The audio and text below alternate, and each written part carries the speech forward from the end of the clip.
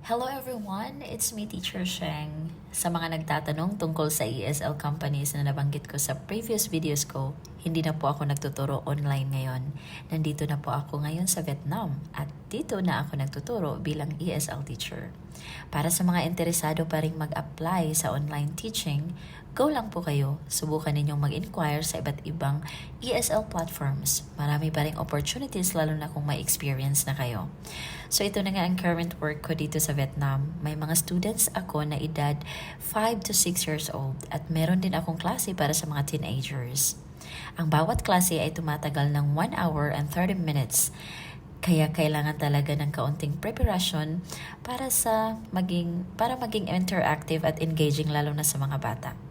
Bago ako nakarating dito sa Vietnam, nagturo din ako ng ESL sa Pilipinas. At ngayon, ESL teacher din ako dito sa Vietnam. Pero masasabi ko talaga na mas malaki ang sahod dito kumpara sa Pilipinas. Bukod pa dyan, mahaba rin ang vacant time sa umaga.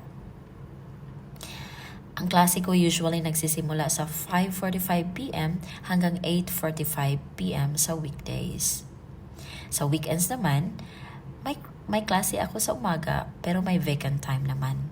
Ang maganda dito sa Vietnam, aside sa higher salary, maraming schools na naghahanap ng foreign teacher. Thank you for watching!